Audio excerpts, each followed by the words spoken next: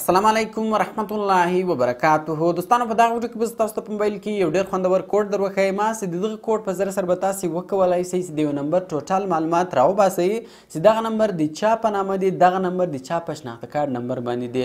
دوستانو دغه کوډ په هر موبایل کې کار کوي، هغه که غټ موبایل وي، که کوچنی موبایل وي، که ساده موبایل وي، دغه کوډ په هر موبایل کې کار کوي. نو ډېر خوندور کوډ دا ویډیو تر اخره پورې وګورئ، ویډیو له خپل دوستانو سره خامخا شیر کړئ تر څو هغه هم له دغه کوډ څخه فایده واخلي. نو نور وخت نه اخلم، زه د ویډیو په طرف ویډیو شروع کوو. نو ګور دوستان تاسو په سکرین باندې کتلی شئ له ما سره په موبایل کې دوه جی سیمان دي. اوس دغه دویم سیم څه دی، دغه دویم سیم ټوټل ډیټیل ماته معلوم دی چې دغه سیم د دې سړي په نامه باندې ده او د دې سړي په شناخته کارت باندې ده، خو دغه اول سیم ماته نه ده معلوم چې دغه سیم د چا په نامه باندې ده او د چا په شناخته کارت باندې راوتلی ده.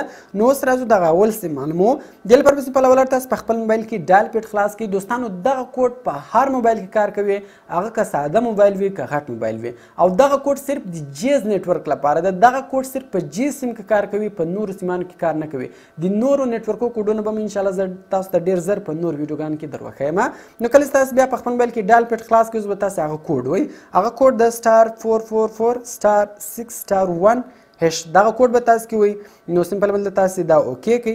کله سیم تاسو دغه اوکې کوئ نو دوستانو دلته به تاسو ته د هغه سیم ټوټل معلومات درکړي. ګور وایي دغه نمبر دی، CNC نمبر، دغه شناخته کارت نمبر دی او دغه نیم دی، یعنی دغه نمبر چې دغه د محمد نور په نامه باندې ده، دغه شناخته کارت نمبر دی او دغه نمبر دی. نو دوستانو دغه کوچني کوډ په ذریعه سره تاسو کولی شئ چې خپل سیم معلوم کړئ چې ستاسو سیم د چا په نامه باندې ده او د چا په شناخته کارت باندې راوتلی ده. نو دوستانو یو کوچنی کوډ و، خدای دې وکړي تاسو دغه ویډیو خوښه شوې، کوم چیرې ویډیو خوښه شوې ویډیو خامخا در سره شیر کړئ.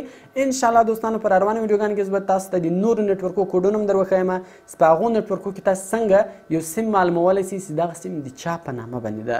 نو کوم ویډیو خوښه شوې ویډیو خامخا له خپل دوستانو سره شیر کړئ تر څو هغه هم له دې کوډ څخه فایده واخلي او د داسې نور ښایسته ښایسته ویډیوګانو لپاره زموږ چینل سبسکرایب کړئ، ځکه موږ هره ورځ دغه رقم ښایسته ښایسته ویډیوګانې په خپل چینل کې اپلوډ کوو.